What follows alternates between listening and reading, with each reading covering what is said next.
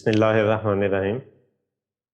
अज़ीज़ तुलबा, हमारा आज का एक्सपेरिमेंट ऑपरेशनल एम्पलीफायर और उसकी एप्लीकेशन से रिलेटेड है।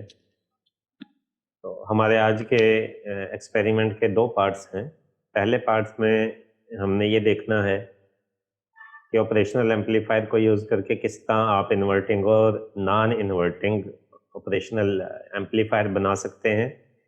और दूसरे पार्ट में हमने ये देखना है कि ऑपरेशनल एम्पलीफायर किस तरह इंटीग्रेटर और डिफरेंशिएटर के तौर पे इस्तेमाल किया जा सकता है। ठीक है, तो इस काम के लिए हम एक इंटीग्रेटेड सर्किट यानी कि आईसी इस्तेमाल करेंगे जो फेमिलियर है विद द नेम आईसी 741 के नाम से।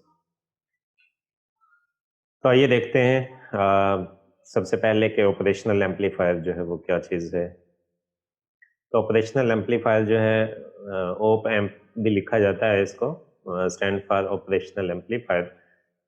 ये डायरेक्ट कपल डिफरेंशियल इनपुट्स हैं जिनका एक दूसरे के साथ ताल्लुक होता है। दोनों इनपुट्स का इसकी वोल्टेज गेन बहुत हाई होती है, इंटरनल रेजिस्टेंस भी बहुत हाई होती है। ठीक है, आमतौर पे आईसी की फॉर्म में हमें अवेलेबल होता है। ऑपरेशनल एम्पलीफायर इसको इसलिए कहते हैं कि इनिशियली ऑपरेशनल एम्पलीफायर जो हमारे पुराने कंप्यूटर्स थे, एनालॉग कंप्यूटर्स, उनमें मैथमेटिकल ऑपरेशंस परफॉर्म करने के लिए इनको इस्तेमाल किया जाता था, like addition, subtraction, integration, differentiation et cetera. तो उसी वजह से जो है इनका नाम ऑपरेशनल एम्पलीफायर पड़ा था कि ये ऐसे ही आईसीज हैं जो मैथमेटिकल ऑपरेशंस परफॉर्म कर सकती हैं। आजकल तो बहुत वैरायटी ऑफ सर्किट्स के अंदर ऑपरेशनल एम्पलीफायर का इस्तेमाल किया जाता है, लेकिन नाम आज भी जो है वो वही रखा गया है जो इनिशियली था। कि इसके बेसिक फंक्शनिंग की वजह से जो कन्वेंशनली पड़ गया था वही, यानी कि ऑपरेशनल एम्पलीफायर ही कहते हैं। ऑपरेशनल एम्पलीफायर एक्चुअली है क्या और किस तरह से काम करता है, मैं बहुत ज़्यादा डिटेल में नहीं जाऊंगा, कुछ चीज़ों को सरसरी सा जो है वो रिवाइज करूंगा, क्योंकि आप अपने कोर्सेज में ऑपरेशनल एम्पलीफायर के बारे में तफसील से पढ़ चुके हैं। एक्चुअली ऑपरेशनल एम्पलीफायर को अगर देखें तो ये एक बहुत ही कॉम्प्लिकेटेड डिवाइस है। इसमें बहुत सारे एक्टिव और पैसिव कंपोनेंट्स जो हैं वो इस्तेमाल किए जाते हैं। उन सबको सिलिकॉन चिप के ऊपर इंटीग्रेट करके ब्लैक बॉक्स में जो है वो एनक्लोज कर दिया जाता है। हमें सिर्फ उसके टर्मिनल्स डिफाइन करके बता दिया जाता है कि ये टर्मिनल जो है यहाँ ये इनपुट के लिए है, ये वीसीसी के लिए है, या ये टर्मिनल किसी और मकसद के लिए है। उस ब्लैक बॉक्स को हम इंटीग्रेटेड सर्किट या आईसी का नाम देते हैं। सो ओरिजिनली अगर आप आईसी के अंदर जो इंटीग्रेटेड सर्किट है उस पर जाएं तो वो बहुत ही कॉम्प्लिकेटेड कॉम्प्लेक्स सर्किट है। लेकिन एज ए यूज़र अगर हम बात करें तो हमारा कंसर्न ये नहीं है कि उसके इंटरनली जो है वो क्या है, क्योंकि उसकी जो इनपुट और आउटपुट कैरेक्टरिस्टिक्स हैं, जो उसकी प्रॉपर्टीज़ हैं, जो आप उससे डिज़ायर करते हैं, वो उसके इंटरनल सर्किट की मालूमात का होना आपके लिए जो है वो ज़रूरी नहीं है। एक्सटर्नली जो इन्फॉर्मेशन आपके पास है उसको जहन में रख के हम इसको अंडरस्टैंड कर सकते हैं। ये इसका इंटरनल सर्किट है जी। इसमें बहुत सारे ट्रांजिस्टर, बहुत सारे कैपेसिटर्स और रजिस्टर्स का इस्तेमाल आपको नज़र आता है। ये लेफ्ट पे स्क्रीन के आपको नज़र आए, ये इसका जो है IC 741 जो मैंने शुरू में बताया था। तो ये IC 741 जो है उसकी इंटरनल स्कीमेटिक डायग्राम है। ऑपरेशनल एम्पलीफायर का ये वेल नोन सिंबल है, आप लोग सारे इससे फेमिलियर हैं। इसकी दो इनपुट्स होती हैं, एक जिस पे आप पॉजिटिव साइन जो है वो लगाते हैं उसे नॉन इन्वर्टिंग इनपुट कहते हैं, दूसरी जिस पे आप नेगेटिव साइन लगाते हैं उसे आप इन्वर्टिंग इनपुट कहते हैं। डबल डीसी वोल्टेज जो है आपको प्रोवाइड की जाती है प्लस वी और माइनस वी या VCC भी टर्म आप यूज कर सकते हैं, और एक इसका आउटपुट टर्मिनल है। ठीक है, सो ये बेसिक सिंबल है जो जब भी आप सर्किट ड्रा करते हैं ऑपरेशनल एम्पलीफायर का, तो ये जो है वो आप इस्तेमाल करते हैं। आईसी की डिस्क्रिप्शन पे जाते हैं। आईसी में कितनी टर्मिनल्स मौजूद हैं और किस टर्मिनल का बुनियादी मकसद जो है, काम जो है वो क्या है। तो बहुत क्लियरली ये आईसी की को अगर आप ऊपर से देखें तो इस तरह से नज़र आएगा। इसमें आपके अंडरस्टैंडिंग के लिए ये पिंक कलर से हमने जो है वो इसका सिंबल ड्रॉ किया है। तो अगर आईसी को आप टॉप से देखें तो एक फ्लैट सरफेस है, उसमें एक साइड पे इस तरह से आपको सेमी सर्कुलर कट नज़र आएगा। IC 741 के 8 टर्मिनल्स हैं। सो आप इस साइड से जो है वो इसकी काउंटिंग शुरू करते हैं 1 2 3 4 और कैरी रखते हैं 5 6 7 और 8। ओके, सो इसमें जो आपने चीज़ें जहन में रखनी है कि टर्मिनल 2 कहाँ कनेक्ट है, माइनस साइन के साथ देखें इसने शो किया है यहाँ पे, तो ये इन्वर्टिंग इनपुट है हमारी। टर्मिनल 3 नॉन इन्वर्टिंग इनपुट है, ठीक है। टर्मिनल 4 जो है ये आपका ग्राउंड है। टर्मिनल 6 से आप आउटपुट लेते हैं, ठीक है, और टर्मिनल 7 आपका VCC है।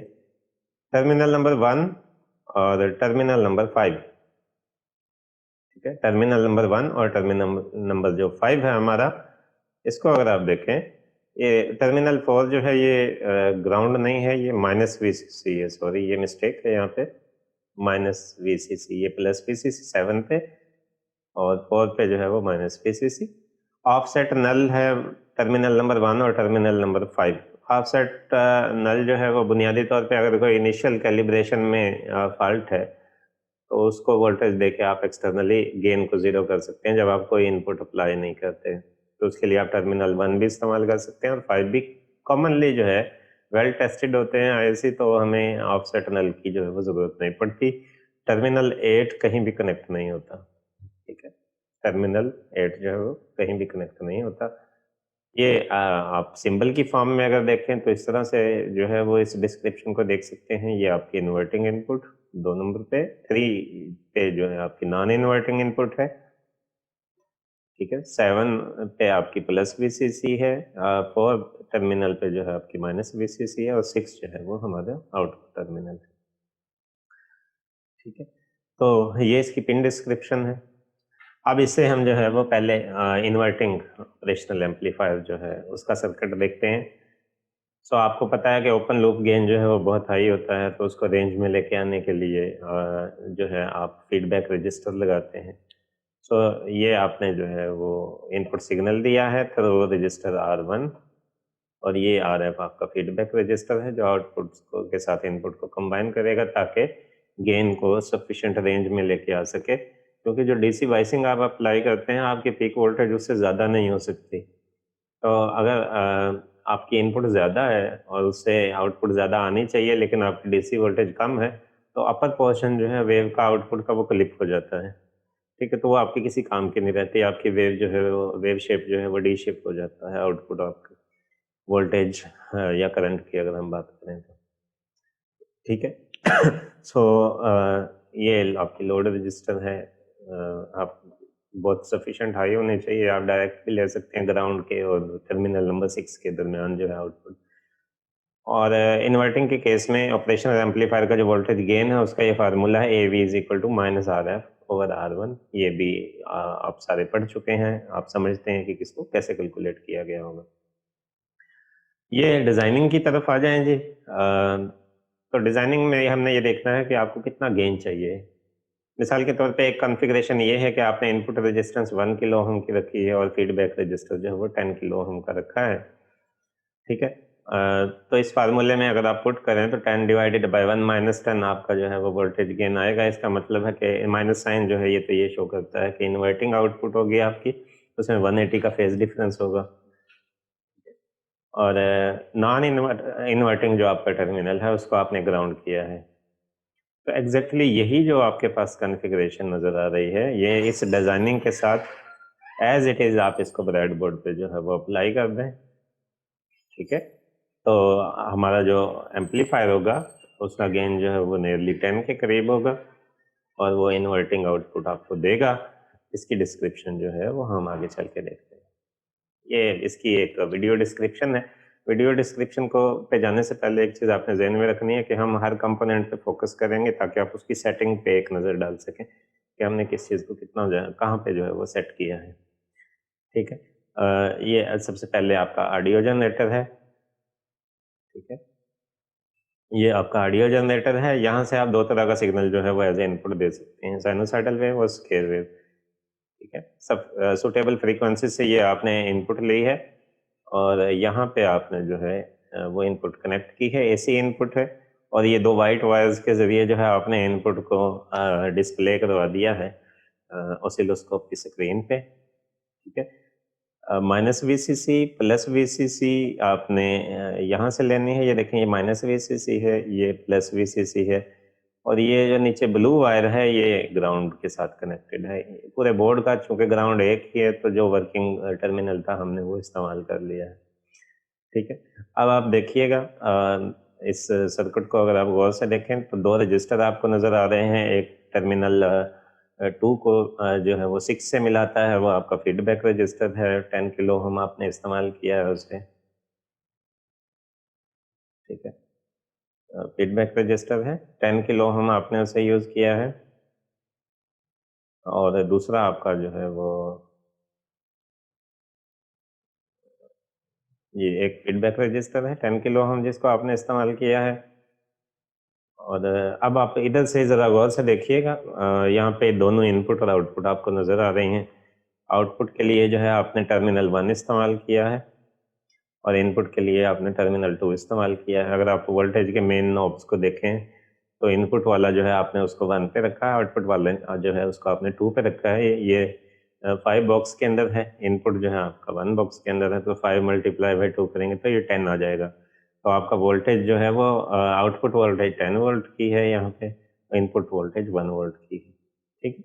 ये आपका इनपुट रजिस्टर, आप मेरे पॉइंटर को देखिएगा, ये इनपुट रजिस्टर है, ये फीडबैक रजिस्टर है। ये जो ग्रीन वायर हमने ली है इसके ज़रिए आप -VCC प्रोवाइड कर रहे हैं इसे, ठीक है। तो ये इसकी सर्किट की कंप्लीट डिस्क्रिप्शन है। तो ये केस था हमारा। बिल्कुल ये सिंपल सी सर्किट जो है आप बना के ब्रेड बोर्ड पे लगाएं और उसके ऑसिलोस्कोप के साथ उसको कनेक्ट करें तो आपको क्लियरली नज़र आ जाएगा कि इनपुट और आउटपुट जो है 180 का फेज डिफरेंस भी है, उसमें वोल्टेज गेन भी उतना ही है जितना थ्योरेटिकली होना चाहिए। बिल्कुल इसी तरह से आप नॉन इन्वर्टिंग एम्पलीफायर भी कंस्ट्रक्ट कर सकते हैं ऑपरेशनल एम्पलीफायर को यूज़ करके। सो नॉन इन्वर्टिंग की ये बेसिक सर्किट डायग्राम है। ये आपका फीडबैक रजिस्टर है, ये आपका इनपुट रजिस्टर है। सो इन्वर्टिंग टर्मिनल को आप इनपुट रजिस्टर के साथ कनेक्ट करके ग्राउंड कर देंगे। ये feedback register as it is connected है। जो आपका नॉन इन्वर्टिंग टर्मिनल था पहले आपने इसको डायरेक्ट ग्राउंड किया था, अब आप इसको इनपुट प्रोवाइड करेंगे, ठीक है। ये ऑडियो जनरेटर आपने दरमियान में कनेक्ट कर दिया है। ये इसकी डिज़ाइनिंग है। अगेन इसका आप गेन अब आप अगर कैलकुलेट करें तो ये 10 डिवाइडेड बाय 1 जो है वो 10 के बराबर आ जाएगा, प्लस 1 11 इसका गेन जो है वो आना चाहिए। इस डिज़ाइनिंग के लिए आपने RF जो है ये 10 किलो ओम की रखी है और इनपुट रेजिस्टेंस R1 जो है या R इन जो है ये 1 किलो ओम की रखी है, ठीक है। इस फार्मूले में ये वैल्यूज पुट करें तो गेन जो है वो आपका कितना आना चाहिए, गेन ऑलमोस्ट आपका 11 डेसिबल आना चाहिए, ठीक है। सो देखें आपने पॉजिटिव टर्मिनल पे अब इनपुट अप्लाई करनी है, ये बेसिक डिफरेंस है। तो पहला जो केस था इन्वर्टिंग का उसमें आपने नेगेटिव जो टर्मिनल था उस पर इनपुट अप्लाई की थी। उसी तरह आपने 7 और 4 पे प्लस VCC और माइनस VCC अप्लाई की है, ठीक है। ये इतनी सफिशेंट होनी चाहिए कि आपकी आउटपुट सिग्नल जो है वो डिस्प्ले हो सके, या आप अपने इनपुट को इतना छोटा रखें कि वो +-10 वोल्ट के अंदर जो है वो डिस्प्ले की जा सके। अगेन टर्मिनल 6 से आपने आउटपुट लेने हैं, ठीक है। तो इसी सर्किट को ये जो आपके सामने मौजूद है विद डिजाइनिंग, यही डिजाइनिंग यही सेटिंग आप इसको ब्रेड बोर्ड पे शिफ्ट कर देते हैं, ठीक है। सो ये सर्किट आपके पास इसका मौजूद है, ठीक है। ये देखें आपने इस ब्लू वायर के जरिए ये ग्राउंड के साथ कनेक्टेड है। अब इनपुट रेजिस्टेंस को ग्राउंड कर दिया है। ये इसको मेरे कर्सर को फॉलो करें, फीडबैक रजिस्टर आपका उसी तरह लगा हुआ है, ठीक है। अब आप देखें ये ऑडियो जनरेटर का पॉजिटिव टर्मिनल है, इसको आपने टर्मिनल 3 के साथ कनेक्ट कर दिया है यूजिंग दिस वायर, ठीक है। और टर्मिनल 4 पे -VCC मौजूद है, टर्मिनल 7 पे ये प्लस VCC मौजूद है। ये इन रेगुलेटर्स के ज़रिए आप रेगुलेट कर सकते हैं, इसकी वैल्यू को आप चेक कर सकते हैं यूजिंग मल्टीमीटर के प्लस VCC कितनी आ रही है और माइनस VCC कितनी आ रही है, ठीक है। तो ये आपका आईसी मौजूद है, इसका वो सेमी सर्कुलर कट इधर है, सो 1 2 3 4 ये 4 टर्मिनल इधर और 4 टर्मिनल आपके इसके अपोजिट साइड पे मौजूद है। ठीक है। सो ये टर्मिनल 6 से ये ब्लू वायर जो है ये आपकी आउटपुट को रिप्रेजेंट कर रही है। इनपुट तो हम डायरेक्ट इसी रे में जो है वो ऑसिलोस्कोप को कनेक्ट करके ले रहे हैं। सो अब इसकी जो है आप वीडियो डिस्क्रिप्शन देखेंगे।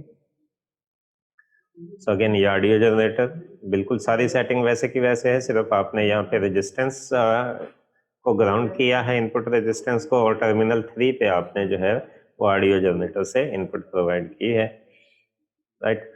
बाकी सारी setting as it is intact रहेगी। सो ये आप वो से एक एक चीज जो है वो देख सकते हैं, कौन सी वायर कहाँ कनेक्ट है और किस काम के लिए जो है आप उसे इस्तेमाल कर रहे हैं, राइट। ओके। सो ये बोर्ड पे आप प्रॉपर सेटिंग जो है वो देख सकते हैं। इसके बाद अब आ जाएं जी ऑसिलोस्कोप की सेटिंग पे। ठीक है। इसमें टर्मिनल 2 इनपुट के लिए है, उसमें आप देखें नॉब जो है उसको आपने 1 पे सेट किया है, आउटपुट वाली जो नॉब है उसको आपने 2 पे सेट किया है। अब आप अगर देखें तो आपका जो गेन आ रहा है वो 5 बॉक्स से थोड़ी सी ज़्यादा स्पेस ले रहा है, तो इसका मतलब है गेन आपका जो है वो 10 से थोड़ा सा ज़्यादा होगा। ठीक है। तो ये इसकी फाइनल सेटिंग थी जी। इससे आगे चलते हैं। ठीक है। ये सेटिंग है जिसके ज़रिए आप ऑपरेशनल एम्पलीफायर को as a non inverting amplifier जो है वो इस्तेमाल कर सकते हैं। अब आप आसानी से देख सकते हैं इनपुट और आउटपुट में कोई फेज डिफरेंस मौजूद नहीं है। ठीक है। इसका मतलब आउटपुट एम्पलीफाई हुई है लेकिन इन्वर्ट नहीं हुई। अब आप इससे डिफरेंट एक्सपेरिमेंटेशन कर सकते हैं, आप फीडबैक रजिस्टर की वैल्यू को चेंज करते जाएं और उससे डिफरेंट गेन्स आएंगे, उसको वेरीफाई कर सकते हैं कि वाकई वो थ्योरेटिकली जस्टिफाइबल है। आगे चलते हैं जी। अब दूसरे पार्ट पे आ जाएं जी। ये एप्लीकेशन पार्ट है इसका, ऑपरेशनल एम्पलीफायर बतौर इंटीग्रेटर कैसे इस्तेमाल किया जा सकता है।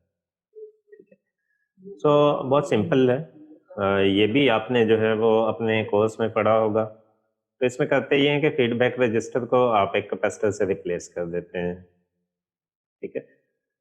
तो इससे एक नज़र में देख के आप कैसे अंदाज़ा लगा सकते हैं, तो दो चीज़ें हैं इसमें। अगर आप साइनोसाइडल वेव इस पे देते हैं तो आउटपुट आपको 90 डिग्री के फेज डिफरेंस के साथ मिलेगी, साइनोसाइडल ही होगी।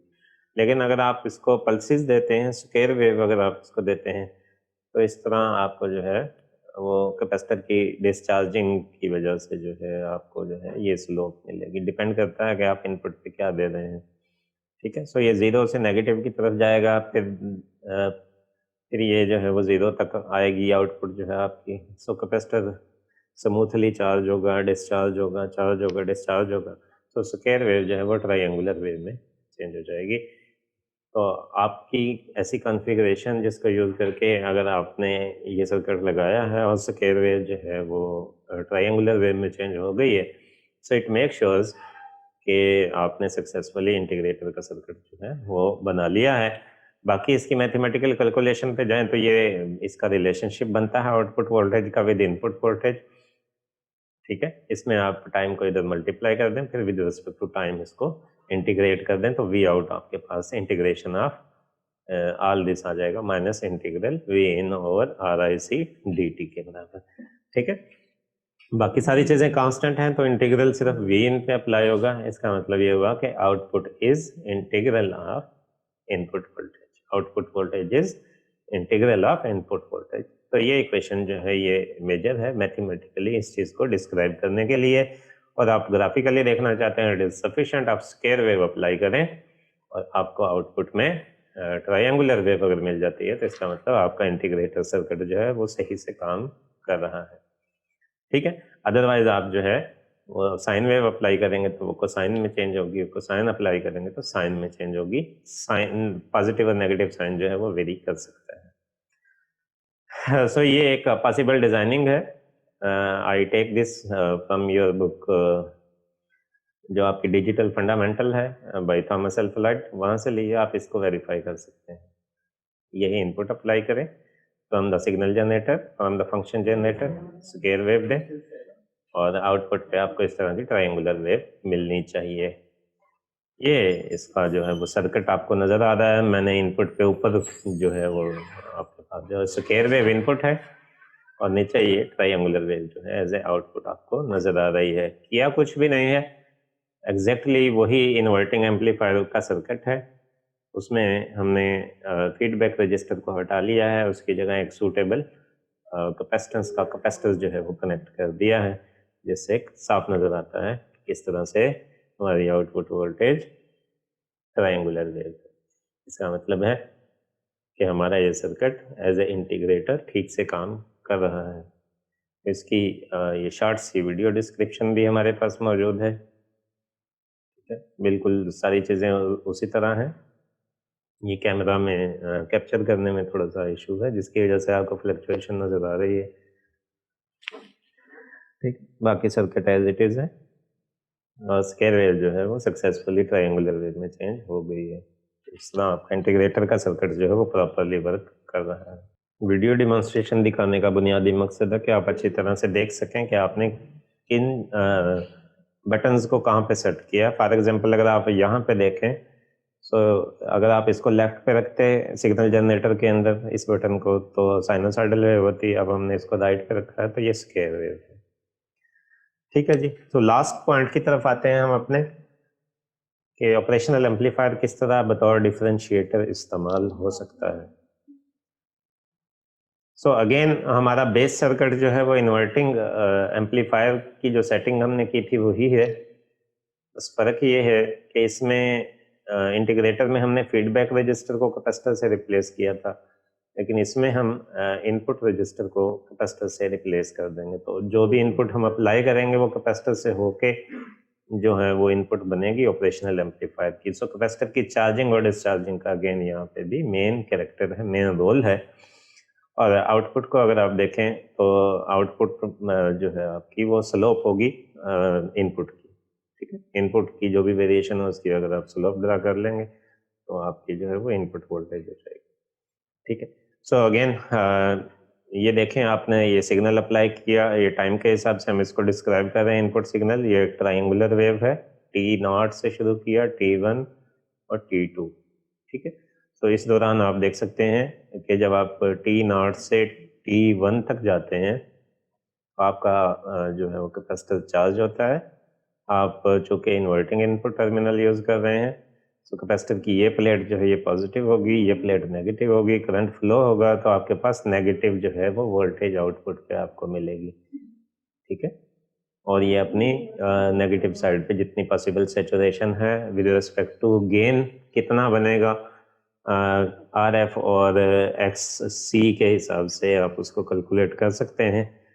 सो इसकी इनिशियली जैसे ही इनपुट पे कुछ वोल्टेज आएगी, सो ये नेगेटिव सैचुरेशन आपको अचीव हो जाएगी। और जैसे ही कैपेसिटर डिस्चार्ज होना शुरू होगा तो फ़ौरन से ये T1 से वो पॉइंट है, T1 के बाद सिग्नल जो है उसकी वैल्यू कम होना शुरू हुई, कैपेसिटर ने डिस्चार्ज होना शुरू किया, तो फ़ौरन से आपके पास मैक्सिमम पॉजिटिव वोल्टेज जितनी आउटपुट की आनी थी विद रिस्पेक्ट टू गेन वो आ जाएगी फ़ौरन, और ये मेंटेन रहेगी जब तक कि आप फर्दर स्लोप को चेंज नहीं करते। सो अगर हम सर्किट की इनपुट जो है वो ट्रायंगुलर रखें इस केस में, तो आउटपुट जो है वो आपकी स्क्वायर वेव होगी। सो अगर ये चीज़ वेरीफाई हो जाए तो ये जस्टिफाई करेगा कि आपने सक्सेसफुली डिफरेंशिएटर का सर्किट जो है वो कंस्ट्रक्ट कर लिया है। ठीक है, अगेन इसमें भी अगर आप साइनोसॉइडल वेव देंगे तो उसमें भी 90 डिग्री का फेज चेंज आएगा आउटपुट में, अगर आप देखेंगे तो। और अगर आप ट्रायंगुलर वेव देंगे तो स्क्वायर वेव आपको मिलेगी, और अगर आप स्क्वायर वेव इनपुट पे देंगे तो स्पाइक्स स्पाइक्स होंगे आपकी आउटपुट वेव फॉर्म में। सो ये इसकी मैथमेटिकल इक्वेशन है, इसको तो आप अंडरस्टैंड कर सकते हैं कि ये इसमें delta we over delta T slope of input जो है वो ली है आउटपुट निकालने के लिए। ठीक है, ये इसकी बेसिक सर्किट की रिप्रेजेंटेशन है। सिंपली आपने कैपेसिटर को जो है वो एज ए इनपुट कंपोनेंट जो है वो इस्तेमाल किया है, ये देखें, और टर्मिनल 2 के साथ कनेक्ट किया है। ठीक है, टर्मिनल 2 के साथ आपने कनेक्ट किया है, टर्मिनल 3 को आपने ब्लू वायर के जरिए ग्राउंड किया है। ये अगेन ग्रीन वायर आपकी जो है वो माइनस VCC दे रही है और वाइट वायर जो है वो प्लस VCC दे रही है टर्मिनल 7 को। ठीक है, ये आपने ऑसिलोस्कोप के आउटपुट प्रोब को ग्राउंड किया है। ठीक है, और ये जो है ये ब्लू वायर जो है ये टर्मिनल 6 से कनेक्ट है। यहाँ से आप अगेन आउटपुट लेंगे। ये डिजाइनिंग आपके सामने जो है वो मौजूद है, इसी डिजाइनिंग को आप जो है वो यूज करेंगे। ये जो इनपुट पे रेजिस्टेंस कनेक्ट की है, इसको अगर आप यूज करना चाहते हैं तो इससे कैपेसिटर के चार्जिंग और डिस्चार्जिंग टाइम पे जस्ट जो है वो फर्क पड़ेगा। अदरवाइज ओवरऑल जो बेसिक टास्क है वो उसी तरह से रहेगा। ठीक है, तो इसको अगर आप देखें तो ये एक शॉर्ट सी वीडियो डिस्क्रिप्शन भी हमारे पास मौजूद है इसकी। तो उसी तरह ये सिग्नल जनरेटर है, आपने स्क्वायर वेव दी है इसे, और ये एग्जैक्ट वही सर्किट है जिसको अभी हमने डिस्कस किया है। तो अगर आप आउटपुट को देखें तो इनिशियली अब बहुत छोटा कैपेसिटर यूज किया है, जिसकी वजह से इनपुट सिग्नल भी थोड़ा सा डिस्टॉर्ट हुआ है। अदरवाइज आप देखें तो ऊपर का सिग्नल स्टिल एक स्क्वायर वेव है, जो कि स्पाइक्स लाइक वेव में जो है वो चेंज हो गया। सो अनलकीली अगर आप यहाँ गौर करें तो हमारे ऑडियो जनरेटर जो है वो चूंकि एक old fashion classical audio generator है, तो उसमें साइनोसाइडल और स्क्वायर वेव का सिर्फ ऑप्शन है। और अगर हम अपने इस वर्किंग बोर्ड के ऊपर देखें तो ये अनलकीली डैमेज है ये पोर्शन, जिससे हम ट्रायंगुलर वेव अप्लाई कर सकते हैं। सो अगर आपके पास करेक्ट इंस्ट्रूमेंट मौजूद हो तो हम यहाँ से भी इसको भी, इस फंक्शन जनरेटर को भी इस्तेमाल कर सकते हैं। तो हम अगर ट्रायंगुलर वेव अप्लाई करते तो यकीनन हमें आउटपुट जो है वो एक स्क्वायर वेव की फॉर्म में मिलती।